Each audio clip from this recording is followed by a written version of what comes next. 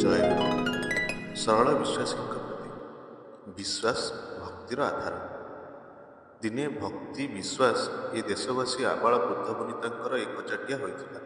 କିନ୍ତୁ ବର୍ତ୍ତମାନ ସେସବୁ ଆମମାନଙ୍କ ନିକଟରେ ଗଭୀର କଳ୍ପନା ଓ କାବ୍ୟର ଅଳଙ୍କାର ପରି ଲାଗୁଛି। ବର୍ତ୍ତମାନ ଶିକ୍ଷା ବିଭ୍ରାଟ ସଙ୍ଗେ ସଙ୍ଗେ ଶିକ୍ଷିତ ସମାଜରୁ ଦିନକୁ ଦିନ ଭକ୍ତି ବିଶ୍ୱାସ କର୍ପୂର ପରି ଉଡ଼ିଯାଉଛି। ବିଶ୍ୱାସ ନ ହେଲେ ମନୁଷ୍ୟ କାହିଁକି ବା ଧର୍ମାଚରଣ କରିବ? ଭାରତୀୟ ଲଳନାମାନେ ବିଶ୍ୱାସ ବଳରେ ମୃତ ପତିଙ୍କ ସହିତ ଚିତାରେ ଦଗ୍ଧ ହୋଇ ସମବେତା ହେଉଥିଲେ। ବିଶ୍ୱାସ ବଳରେ ଭାରତବାସୀ ନିଜର ଜଡ଼ ଦେହକୁ ବଳି ଦେଇ ମଧ୍ୟ ଶରଣାଗତର ରକ୍ଷଣରେ ତତ୍ପର ହେଉଥିଲେ। ଗୋଟିଏ ପ୍ରବଚନ ଅଛି, ବିଶ୍ୱାସ ମିଳନ୍ତି କୃଷ୍ଣ ତର୍କେ ବହୁ ଦୂର। କାରଣ ବିଶ୍ୱାସ ଯେଉଁଠାରେ ଭକ୍ତି ମଧ୍ୟ ସେହିଠାରେ ଦେଖାଯାଏ। ଅଥବା ବିଶ୍ୱାସ ଓ ଭକ୍ତି ଗୋଟିଏ ଦେହରେ ଦୁଇଟି ପୃଥକ୍ ଅଭିଧେୟ। ଦୃଢ଼ ବିଶ୍ୱାସ ହିଁ ଭକ୍ତିର ଆଧାର। ଅଥବା ବିଶ୍ୱାସର ଘନୀଭୂତ ଭାବକୁ ଭକ୍ତି କହନ୍ତି। ଜ୍ଞାନ ହିଁ ସର୍ବନାଶର ମୂଳ।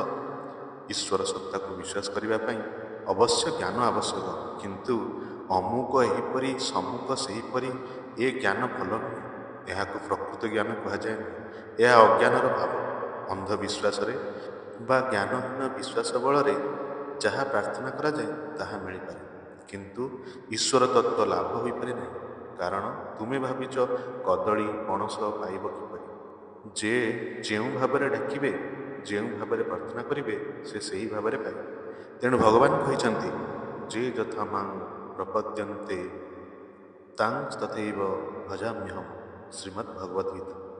କିନ୍ତୁ ଗୁରୁତର କାଳର ସଂଘର୍ଷରେ ବିଜାତୀୟ ଶିକ୍ଷାର ପ୍ରଚଳନରେ ଆଜିକାଲି ଆମେମାନେ ସାମାନ୍ୟ କଥାରେ ମଧ୍ୟ ବିଶ୍ୱାସ କରିପାରୁନାହୁଁ। ସବୁ ବିଷୟରେ ଯୁକ୍ତିତର୍କ ଖୋଜି ବୁଲୁଛୁ।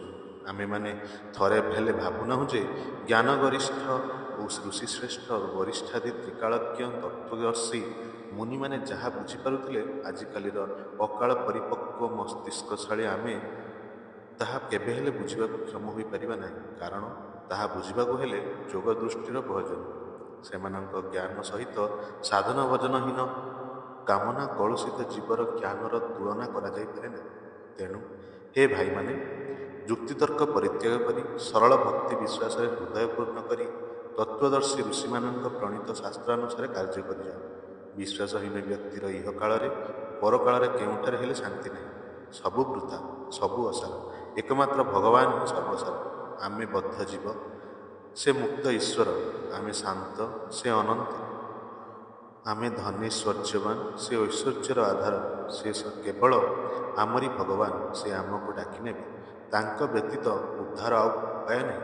ଏହିପରି ଯେଉଁ ଦୃଢ଼ ବିଶ୍ୱାସ, ସେହି ବିଶ୍ୱାସର ପରିଣାମ ହିଁ ଦୃଢ଼ା ଭକ୍ତି।